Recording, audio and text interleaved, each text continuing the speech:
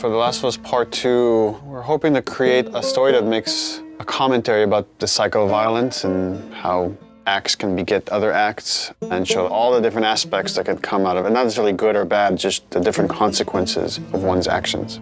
I'm gonna find, and I'm gonna kill every last one of them.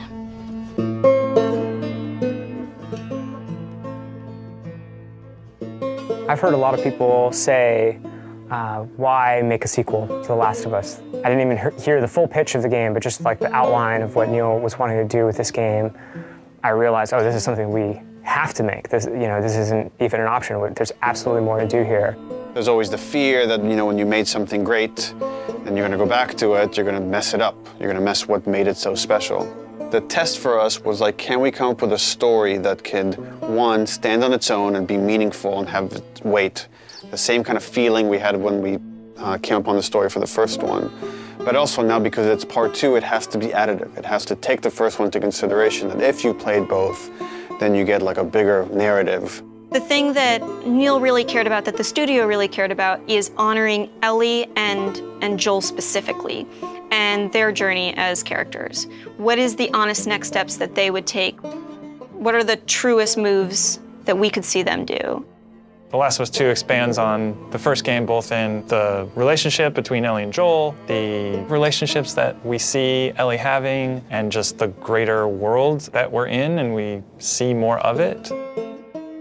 It's a genre story about this infection that turns people into these crazy monster-like humanoids. The core of it is about these really intimate, intense relationships.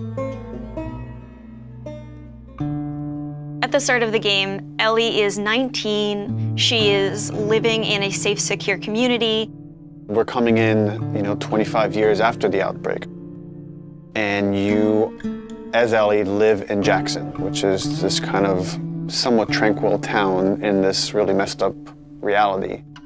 She has real community now. She has people who love and care for her, willing to sacrifice for her. Joel is also very settled down. He's now part of a town. He's no longer a smuggler. Actually, the town relies on this guy that is a very capable killer, and that's something these towns and this world need. Dina, where are you?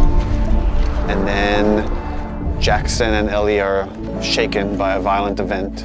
It really changes Ellie's day-to-day life, and now just living is no longer enough. Like, there's these people that have wronged her, and she wants retribution. And you as a player are gonna want retribution for what these people have done. And then you go off on this journey that leads you to Seattle, where now you're like stuck in the city that has these warring factions, and they're both fighting over the spoils of Seattle, and you're stuck there in the middle looking for this very specific group that has wronged you. And that's the concept of the story. And then it takes you on all sorts of twists and turns in Naughty Dog fashion.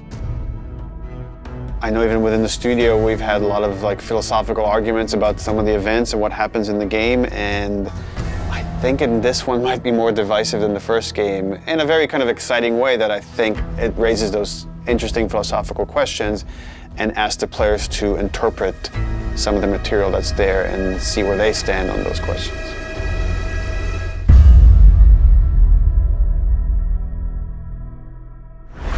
PlayStation